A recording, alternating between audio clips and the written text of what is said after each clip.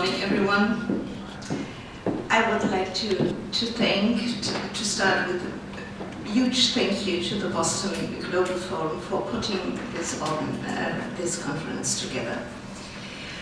I would like to start with the fact that the horrors of the Russian war of aggression against Ukraine mark a turning point in German foreign policy. This turning point, or Zeitenwende, as Chancellor Olaf Scholz called it, is truly a sea change. A sea change in foreign policy, a sea change in security and defense policy, and a sea change in energy policy in Germany. For the first time, the German government is supplying weapons to a warring party, and Chancellor Olaf Scholz announced a plan to spend more than €1 billion to modernize our military force. The approval is broad, not only in the German parliament, but also in the German population. The German government has announced on Tuesday that it will always also deliver tanks to the Ukraine. Kiev is only 2 hours away from Berlin by plane. The war crimes committed by the Nazi regime against the people of Eastern Europe are part of our collective memory. Those historical memories, and seeing that an outside aggressor is bringing death and suffering to the people of Ukraine once again, are the reason why Germany fundamentally changed its course of its foreign policy. The German people are doing everything they can to support refugees from Ukraine. So far, more than 330,000 refugees have arrived, and the German people are welcoming them with open arms.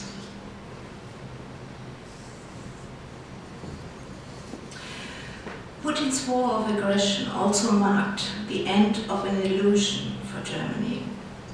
The assumption that we can achieve change within Russia and its government through diplomatic engagement and trade has failed.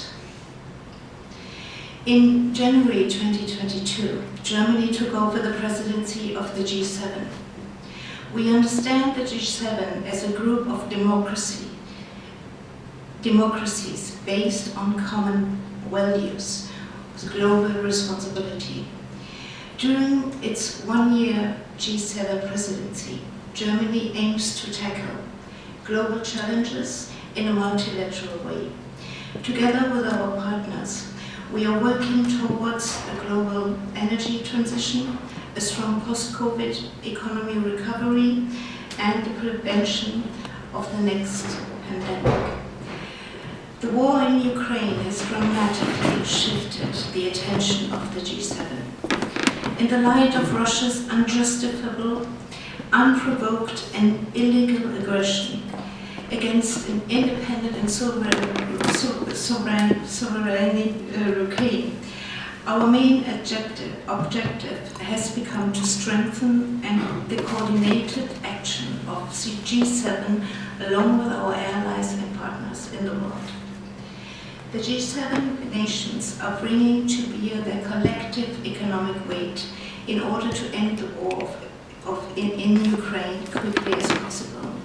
As a result, the G7, in coordination with the EU, has implemented and is implementing unprecedented sanctions against Russia and Belarus. My colleague, the Consul General of France, Arnaud, already spoke about this.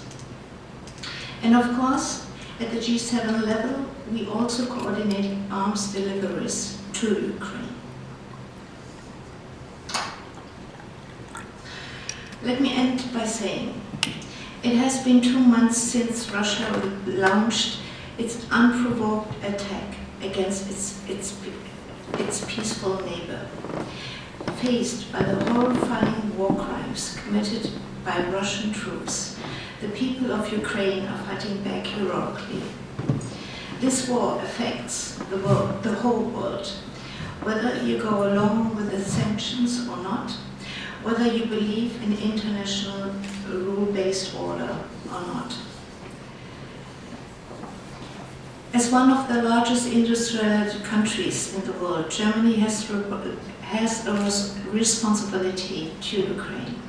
2 months after the start of the war, the crimes committed by Russia continue to dominate every headline in Germany. The German people are watching, and we are horrified by the suffering inflicted on the Ukrainian people.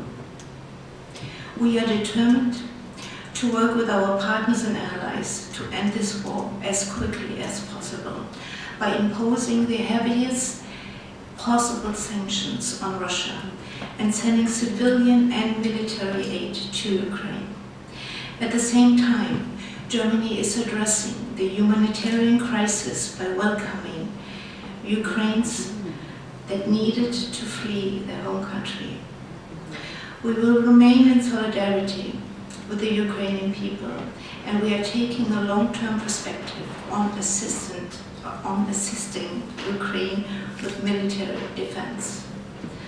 I can also assure you that Germany will take a leading role in rebuilding Ukraine.